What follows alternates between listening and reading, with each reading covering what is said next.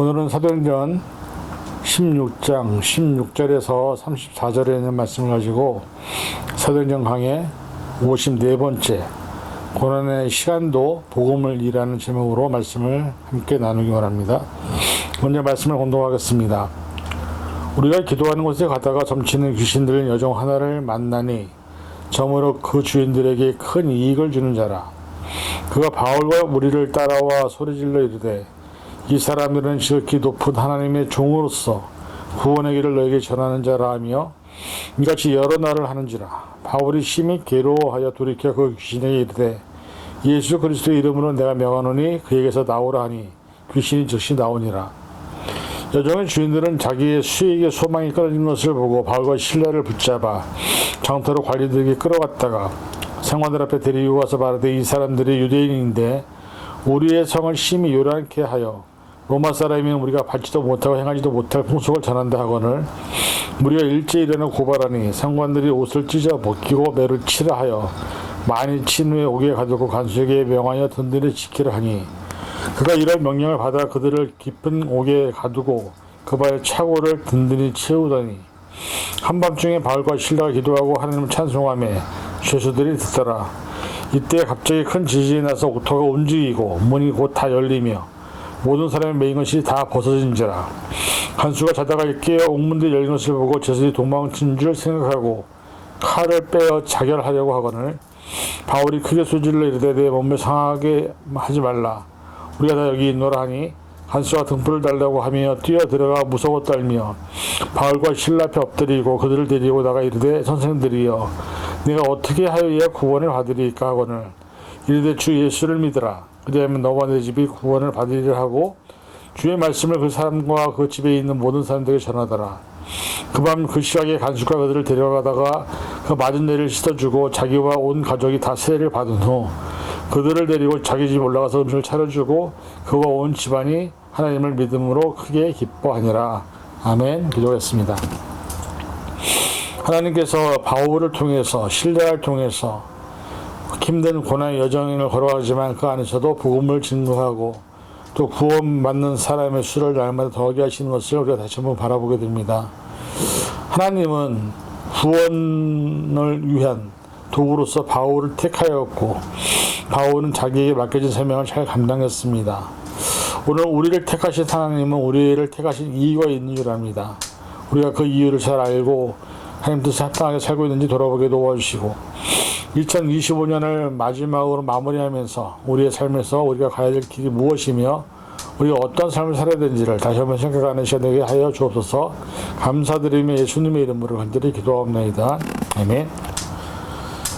오늘 본문은 바울과 실라가 빌립보 감옥에 갇혔을 때의 사건을 다루는 것입니다. 예루살렘 회의를 마친 바울은 실라와 함께 2차 선교여행을 나섭니다. 2차 선교여행은 주 49년부터 52년까지 3년에 걸쳐서 약 4,500에서 5,600여 킬로를 여행했다고 알려지고 있습니다.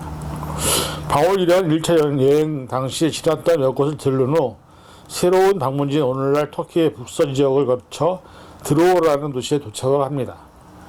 드로아는 트로이 전쟁으로 유명한 트로이 남쪽 25km쯤에 위치한 에게 해연한 항구 도시입니다. 이곳에 환상을 본 바울은 마게도니아로 가기로 결정하고 드로아에서 배를 타고 사모드게라, 네아폴리를 거쳐서 빌립보에 도착하게 됩니다. 빌립보에서 우리가 지난주에 살펴본 것 같이 자세히 옷감 장사 루디아를 만나서 그녀에게 복음을 전한 뒤에 점치는 여종을 만나게 되는 것이 오늘 이야기의 시작입니다. 오늘 본문에 보면 16절부터 18절에 바울과 실라가 복음을 전하는 중에 점치는 귀신 들린 여종이 따라다니며 손을 피우자 바울은 그 귀신을 쫓아내고 이로 인해서 그 여종으로 인해서 많은 수익을 얻었던 사람들이 분노해서 바울과 실라를 고발하고 감옥에 갇히게 하는 것이 나와 있습니다. 그들이 당시 이 점치는 여종을 만나기 전에는 기도하러 가는 곳이었습니다. 빌립보에서 안식일의 집회를 찾아 예배드리며 복음을 전했고 그로 인해 그 지역에서 처음으로 교회가 생겼습니다. 그것이 빌립보 교회죠. 아직 일정한 회당이 없어서 빌립보 성문 밖에 개울가에서 몇몇이 모여 함께 예배하며 기도하는 형편이었습니다. 바울 일행은 기도처로 가는 도중에 여종 하나를 만나게 되는데 이 여종은 귀신이 들려서 점을 치는 능력을 갖고 있었습니다. 그런데 이 여인이 계속해서 바울의 일행을 거리가 나올 때마다 매일같이 따라 나옵니다. 그리고 외치는 소리가 그것이었습니다. 이 사람들은 지극히 높은 하나님의 종으로서 구원의 길을 너에게 전하는 자라.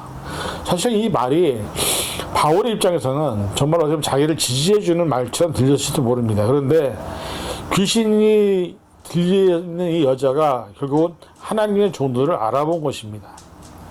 사실은 이 여자가 했던 행동은 바울의 입장에서는 자기가 굳이 광고하지 않아도 알리지 않아도 자기들이 어떤 존재인지를 귀신 들린 여종을 통해서 알려주는 일을 했던 것입니다. 근데 너무나 귀찮게 따라다니고 너무나 시끄럽게 했자 바울은 도저히 참을 수가 없었습니다. 그래서 그 여종 속에 역사하는 귀신을 의식하면서 예수 그리스도의 이름으로 물러가라 하면서 귀신을 쫓게 되죠. 그리고 그 능력으로 말미암아 이 귀신이 여자에게서 떠나갔습니다. 근데 문제는 뭐냐면 이 여종의 주인들은 이 여종을 통해서 수없이 많은 돈을 벌고 있었던 사람들입니다. 근데 귀신이 나가게 되자 이 여종은 더 이상 점을 볼 수 없는 처지가 되어버린 것이죠. 근데 중요한 것은 여기서 바울과 실라, 디모데, 누가가 4명이 있었는데 바울과 실라만 잡아들이게 된 것이죠. 아마도 바울과 실라는 유대인이었고 그 다음에 디모데와 누가는 그리스 사람이었기 때문에 어떻게 보면 이 이유 때문에 바울과 실라만 잡은 것이 아닌가. 사실 바울이 했던 이 일은 수없이 많은 일들 중에 하나였습니다. 그런데 문제는 뭐냐면 다른 사람들의 필요에 의해서 어떤 도움의 간청에 의해서 귀신을 쫓아내주는 게 아니라 그 종을 통해서 돈을 벌고 있는 사람들에게 양해를 구하지 않고 귀신을 쫓아내기 때문에 그 사람들은 화가 난 것이죠. 그래서 이 사람들은 결국 바울과 실라를 잡아서 옥에 가두게 됩니다. 그리고 그 지역에 있는 사람들에게 우리가 알지 못하는 이상한 것을 전파한다고 혐의를 씌우게 되죠. 사실 바울과 실라가 한 일은 복음을 전하는 일이었습니다. 그리고 그 복음을 전하는 일 중에서 귀신을 내어쫓는 역사는 분명히 성령이 하신 일입니다. 우리가 보게 되면 이것은 크게 잘못한 일이 아니었습니다. 그런데 문제는 누구에게 잘못된 일이냐면 그 귀신 치는 여자를 통해서 돈을 버는 주인들에게 있어서는 정말로 화가 나고 정말로 억울한 일이 될 수도 있었다는 것이죠. 그래서 결국은 그들은 감옥에 잡혀 들어가게 됩니다. 저와 여러분들이 만약에 복음을 전하다가 이런 일을 똑같이 당한다고 한다면 우리는 하나님께 어떻게 얘기하겠습니까? 때로 어떤 사람들은 하나님을 향해서 원망하고 또 불평하고 내가 복음을 전했는데 귀신을 쫓았는데 왜 이렇게까지 많이 맞으면서 옥에 갇히는 일을 당하겠습니까? 라고 반문을 할 수도 있을 것입니다. 우리가 복음을 전하다 보면 사실은 의심치 않게 어려운 일을 만날 때가 있습니다. 복음을 전하는 현장에서 때로는 복음을 듣는 사람들에 의해서 복음을 거부하는 사람들에 의해서 어려운 일을 당할 때가 있다는 것이죠. 그런데 문제는 뭐냐면 그 어려움을 당했을 때 우리가 그 어려움을 대하는 태도가 어떠하는 것이죠. 데살로니가전서에 보면은 우리가 항상 말하는 것이죠. 우리가 기도하고 그 다음에 범죄에 감사하는 것. 근데 사실은 우리가 어떻게 보면 그런 것들에 대해서 그런 상황이 닥쳤을 때 그렇게 못하는 것이 우리의 모습이라는 것이죠. 때는 우리의 의도대로 우리 뜻대로 되지 않을 때 또 우리 기도가 이루어지지 않을 때 우리가 원하는 대로 이루어지지 않을 때 우리는 하나님을 원망하고 하나님 앞에 불평을 하게 된 경우가 얼마나 많은지 모릅니다. 2025년을 살아오면서 사실 저와 여러분들이 살아온 시간을 돌아보면 참 감사한 일이 더 많음에도 불구하고 때로 어떤 사람들에게 있어서는 2025년도가 이거밖에 안 됐나 이 정도밖에 안 됐나 라는 생각이 들 수도 있고 네가 그렇게 오랫동안 기도했던 제목이 아직도 이루어지지 않아서 그것 때문에 실망하는 사람들이 있을지 모릅니다. 그러나 중요한 것은 뭐냐면 바울과 실라는 자신들이 비록 감옥에 갇혔다 할지라도 그 속에서 그 상황을 그 환경을 하나님을 탓하거나 하나님을 원망을 하거나 불평한 것이 아니었고 오히려 거기서 찬양하고 기도했다는 것을 우리는 보게 됩니다. 이것이 우리에게 주는 교훈은 뭡니까? 우리가 어떤 일을 만나든 어떤 상황에 놓이든 내가 원하지 않는 상황에 놓이든 간에 우리는 그 안에서 기도와 찬양을 통해서 하나님 앞에 영을 돌릴 때 하나님의 역사는 우리 안에서 이루어진다는 것을 말씀하고 있습니다. 사람들이 살다 보면 때로는 갑자기 질병을 얻을 때도 있고요. 때로는 또 가족이 다칠 때도 있고요. 사고를 당할 때도 있고, 특히 운전하는 동안 중에 수없이 많은 사고를 당하게 됩니다.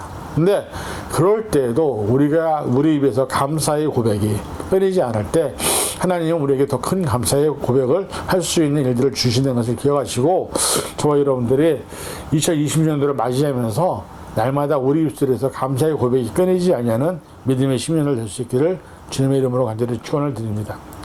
두 번째는 19절부터 25절을 보니까는 이렇게 나와 있습니다. 바울과 실라는 깊은 감옥에서 발이 착고에 채우고 매를 맞았으나 밤중에 기도하며 하나님을 찬송했다고. 그리고 주변의 죄수들이 그것을 들었습니다. 그런데 26절에 갑자기 어떤 일이 일어납니까? 그들이 기도하고 찬송할 때 큰 지진이 일어나 옥토가 흔들리고 모든 문이 열리며 모든 사람들의 쇠사슬이 벗겨졌다고 얘기합니다. 이 놀라운 일을 당했을 때 아마 우리 같으면은 그런 생각을 했을 겁니다. 하나님이 나를 풀어주시는구나. 이제 내가 자유롭게 나가야겠다. 사실은 바울과 실라는 그런 마음이 있을 수도 있었습니다. 그럼에도 불구하고 바울과 실라는 그 감옥에 가만히 있었습니다. 사실 우리가 위기의 순간이 찾아올 때 바울과 실라는 우리에게 뭘 보여주느냐? 기도하고 찬송하라고 말합니다. 억울한 누명을 쓰고 깊은 옥에 갇혀있던 바울과 실라. 근데 그들이 찬송하는 소리를 죄수들이 들었다고 얘기하고 있습니다. 사실은 바울과 실라는 늘 기도와 찬송했던 사람들입니다. 그들이 기도하고 찬송할 때 왜 하나님은 일하시기 때문이죠. 그것이 바울과 실라뿐만 아니라 저와 여러분의 삶에서도 똑같다는 것입니다. 우리가 어떻게 보면 여러 가지 어려운 상황을 만날 때가 분명히 있습니다. 그럴 때 우리가 기도와 찬양을 하는 것이 우리에게는 가장 중요한 하나님의 구원의 역사를 경험하게 되는 것이라는 것이죠. 사실 그들이 행했던 기도와 찬송 소리는 다른 사람들이 들을 정도로 크게 했다는 것이죠. 때로는 우리는 우리 스스로 혼자만 들을 수밖에 없을 정도로, 아니면 속으로 할 때도 있지 않습니까? 그런데 바울과 실라는 많은 죄수들이 있는 그 감옥에서 그들이 들을 수 있을 정도로 크게 기도하고 찬양했습니다. 그때 큰 지진이 나서 옥토의 문이 열렸고 또 모든 사람들이 다 풀림을 받아들게 되는. 사실 이 상황을 맞닥뜨렸을 때 우리는 어떻게 보면 이제는 사실 나가는 것이 우리 다음 수순이라고 생각할 수 있습니다. 그런데 문제는 바울과 실라는 나가지 않았다는 것이죠. 아마 다른 죄수들은 도망쳤을지도 모릅니다. 그런데 바울과 실라는 거기에 남아 있었습니다. 왜 그랬을까요? 그들은 자기들이 풀려난 것에 대해서 기뻐하지 않았습니다. 자기들이 풀려난 것에 대해서 기뻐한 것에서 끝나는 것이 아니라 자기들이 만약에 도망을 치면 자신들을 감시하고 있던 간수가 큰일을 겪게 될 것을 알았기 때문에 바울과 실라는 그 간수를 먼저 생각했습니다. 참으로 어떻게 보면 놀라운 믿음의 모습이 아닌가 생각합니다. 사람은 다 대부분 개인주의가 있기 때문에 자기 중심적으로 사고를 하고 자기가 먼저 살 길을 찾는 것이 사람입니다. 이 상황에서 바울과 실라가 그 다음에 어떤 일을 당할지 누가 합니까? 죽을 수도 있습니다. 그런데 그렇게 옥토가 열리고 찾고 다 풀리고 몸이 자유로워졌는데 바울과 실라는 거기에 대해서 가장 먼저 생각한 게 이제 도망가야지가 아니라 나를 지키는 죄수가 우리 때문에 만약에 고통을 당하게 되면 어떻게 될까? 거기에 대해 생각을 먼저 했다는 것이죠. 이것이 어떻게 보면 믿음의 사람들이 보여주는 가장 아름다운 모습이 아닐까. 기도와 찬양을 통해서 하나님의 역사가 일어났고 또 착고가 열렸고 옥문이 열렸지만 바울과 실라는 자기들을 지키는 간수가 위험에 처할까봐 그 자리에 남아 있었습니다. 근데 그때 그 옥문을 지키던 간수가 이 옥토가 흔들리고 문 열리는 것을 보면서 너무 놀라서 어떻게 움직이지 못하다가 갑자기 기억이 났습니다. 바울과 실라를 도망갔을 거 아니냐. 그래서 그게 했다는 게 뭐냐면 차라리 내가 상관들에게 잡혀서 험한 꼴을 당하느니 스스로 죽겠다고 해서 자결을 하려고 시도를 합니다. 그러니까 바울과 실라가 도망을 갔더라면 이 자결을 하려고 했던 사람의 모습을 볼 수 있었을까요? 없었을 것입니다. 그런데 바울과 실라는 그 사람의 모습을 보았던 것이죠. 스스로 칼을 자기 목에 대고 스스로 죽으려고 했던 사람을 보면서 멈춰라 라고 얘기하죠. 그리고 네가 지키던 우리는 여기 그대로 있다. 너는 죽으면 안 된다라고 얘기합니다. 사실 이것이 얼마나 좀 어려운 일일까요? 자기들의 내일이 어떻게 될지 모르는 상황에서 자기들이 얼마든지 도망갈 수 있는 상황이었음에도 불구하고 자기들 지키는 간수가 죽는 것을 막기 위해서 가지 않고 남아있었다는 것 자체가 우리 인간적인 모습으로는 참 이해하기 힘든 어려운 모습일 수도 있습니다. 그런데 문제는 뭐냐면 간수가 자기 스스로 목숨을 끊으려고 할 때 바울과 실라가 그러지 말아라. 우리가 여기 있으니 너는 죽지 않아도 된다고 얘기합니다. 이것은 참으로 귀한 일입니다. 하나님의 사역을 하면서 우리가 가장 먼저 생각할 것이 뭐냐? 하나님의 일을, 하나님의 마음, 하나님의 생각이 가장 먼저 앞서야 된다는 것이죠. 내 생각, 내 뜻, 내 주장이 앞서는 것이 아니라 하나님의 뜻, 하나님의 생각, 하나님의 마음이 앞설 때 우리가 하나님의 일을 할 수 있다는 것입니다. 바울과 실라는 분명히 인간적인 생각을 할 수도 있었습니다. 그 속에서 도망치거나 또 멀리 가서 다시는 이곳에 오지 않을 수도 있었습니다. 그러나 바울과 실라는 그러지 않았습니다. 자신들 때문에 누군가 다칠까봐 그것이 걱정되어서 그냥 착고가 풀렸음에도 불구하고 남아서 자기 자리를 지키고 있었던, 그래서 결국은 이 간수와 그 간수의 가족이 구원을 받게 되는 것을 경험하게 되는 것이죠. 그 놀란 간수가 바울과 실라 앞에 엎드립니다. 그리고 처음에 한 얘기가 뭐냐면, 선생들이여, 내가 어떻게 하여야 구원을 받으리까? 간수 입장에서는 왜 도망가지 않았소라고 물을 수도 있을 것입니다. 그리고 왜 나를 막았소라고 물을 수도 있을 것입니다. 그런데 처음에 했던 질문이 뭐냐면, 내가 어떻게 해야 구원을 받을 수 있을까? 그때 우리가 잘 아는 말씀을 하죠. 주 예수를 믿어라. 그리하면 너와 내 집이 구원을 얻으리라. 결국 간수는 바울과 실라를 자기 집으로 데리고 갑니다. 그리고 상처난 곳을, 메마졌던 곳을 다 씻겨줍니다. 그리고 음식을 제공하죠. 그리고 가족들을 다 모으게 됩니다. 그리고 그 속에서 가족들이 다 복음을 듣게 되고 구원을 받게 되고 세례를 받게 되는 것을 보게 됩니다. 사실 바울은 억울했기 때문에 감옥에서 얼마든지 나갈 수 있었지만은, 사실 바울이 원했던 것은 나가는 것이 문제가 아니라 내가 고난 중에 있음에도 불구하고 어떻게든 내게 주어진 상황 속에서 복음을 전하는 것이 더 우선이었다는 것을 우리에게 보여주고 있습니다. 바울의 상황이, 실라의 상황이 우리의 상황이라면 우리는 어떻게 보면 복음이 이게 도대체 뭐길래 하면서 이거 안 하는 게 오히려 나에게는 생명이 더 연장할 수 있는 것이 아닌가라고 생각할 수 있을 것입니다. 그런데 문제는 뭐냐면 바울은 탈옥하지 않고 자결하려고 했던 간수의 극단적인 행동을 막게 됩니다. 그리고 그의 가족이 구원을 받아서 나중에 바울의 사역에 또 큰 역할을 하게 되는 것을 우리가 보게 되죠. 사실 어떻게 보면 하나님 앞에 가장 중요한 게 뭐냐? 하나님이 완전 중요하게 여기시는 것은요, 이 세상에서 한 영혼이 하나님께로 돌아오는 것입니다. 한 영혼이 돌아오고 그의 가족이 돌아오고 그의 사회가 돌아오고 나라가 돌아오는 것이 하나님께서 원하시는 것이죠. 사실은 어떻게 보면 간수가 사도 바울과 실라 앞에서 물을 뿌리면서 그게 갈 수도 있었는데 아마 궁금하지 않았을까요? 갈 수도 있었는데 왜 안 갔습니까? 아마 그 얘기를 들었을 때 되게 감동을 받았을 것 같습니다. 바울은 이런 초자연적인 자연현상 앞에서도 의연하게 내가 있는 자리가 하나님이 원하시는 자리라는 확신이 있었습니다. 그리고 그 자리에 있었을 때 거기서 간수의 가족을 구원시키는 일들을 만나게 되는 것이죠. 사실은 위기의 순간을 복음의 전파의 자리로 만든 것이 바울이 오늘 우리에게 보여주는 모습입니다. 바울은 복음을 전하는 자들이었습니다. 실라도 그랬죠. 저와 여러분도 복음을 전하는 자들입니다. 때론 우리의 삶에 위기가 다가올 때 그 위기를 통해서 우리는 복음을 전하는 자들로 바울과 같이 살아야 된다고 성경은 우리에게 교훈하고 있습니다. 인간적인 생각으로, 사람적인 생각으로, 세상적인 생각으로 사는 것이 아니라 우리가 누구냐? 우리는 복음을 전하는 자들이라는 것이죠. 그것이 복음을 전하는 자들은 어떤 상황이든 어떤 환경이든 개의치 않는다는 것이죠. 그 안에서 우리가 할 일은 복음을 전하는 일만 하면 된다는 것입니다.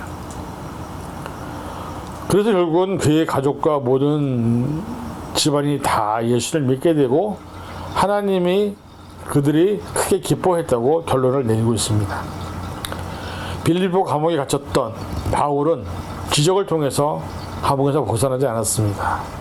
그리고 이방인 간수의 육체적인 생명뿐 아니라 영혼까지 구원하는데 큰 역할을 감당한 것이 바로 바울이었습니다. 그리고 그 가족까지 구원시키는 선교의 역할을 했다는 것이죠.